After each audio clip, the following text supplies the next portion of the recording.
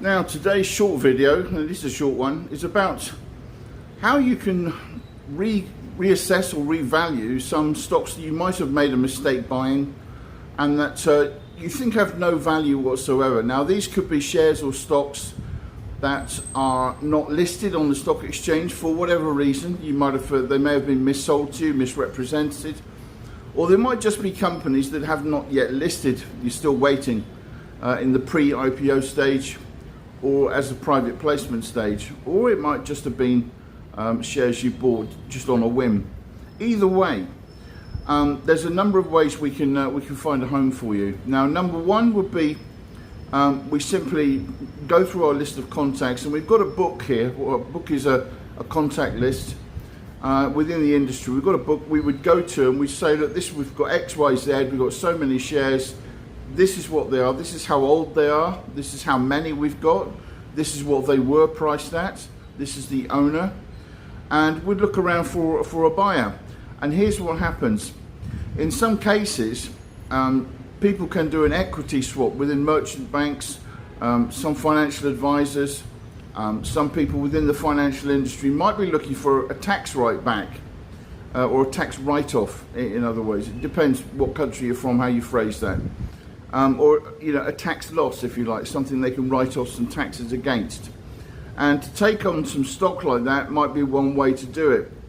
The other thing is, we do have people who are venture capitalists, business angels, and they might be very keen to say, listen, we've already got some of this stock, we've seen this has been building up over the years, can you get more, or can you get all of them? So that's number two. We'd have a look and go back to our seller and say, how many shares have you actually got? How many people do you know that have got them? Have you got like a platform or a community that you go to? Put us in touch with all the shareholders. Maybe we can find a way out for everybody. Because some of the guys that would be interested in this stock may be people who are already putting a company together.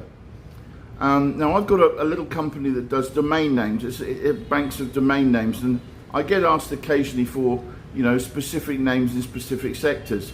But these guys in business will be people who maybe they've got a tech company and they're looking for something tech stock based. They're looking for a shell company. Maybe they're looking for a reverse merger. Maybe they're looking for something they can add into the company they've got.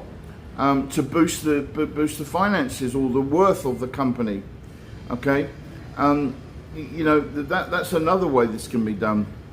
So that's number two. Number three would be quite simply, we might just do a straight swap with somebody who just is quite willing to just do a swap for whatever reason, and those reasons are myriad. There's not that many other options or alternatives. It's all being creative around the same thing. You've got to, really look around and have the network, if you like, or a contact book of people who might have done this before with you, people you can trust. But honestly, there's one or two situations we've had where some small deals have actually created tens of millions of dollars worth of shareholdings, and we've managed to put some pretty big deals together. Now, over the last 10 years, it's happened about 3 or 4 times, and it's worked out very, very well. So if you do have any shares you own, and you must own them, you must have proof that you own them, or at least a receipt or the times that you've, registered time that you paid for them, who you bought them off, how much they're worth or how much you paid for them, how many shares you've got. We don't need more than that. We can do the rest. We've got access to registries. Computershare.com is one. There's a number of companies all around the Edgar Online is another one. Number of international companies who can help you with this. But don't give up. If you've got stock and you've paid for it, come to us with it, because we may very well be able to offer you some sort of credit on it, or maybe able to offer you a switch. So dig out those old share certificates in the loft or in your attic, or in your old briefcases, and have a look. It's worth spending a few quid, but a few minutes, sorry.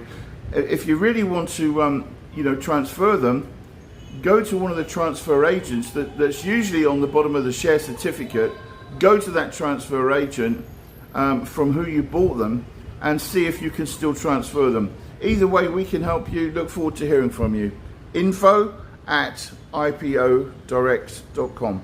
info@ipo-direct.com. Thank you for listening.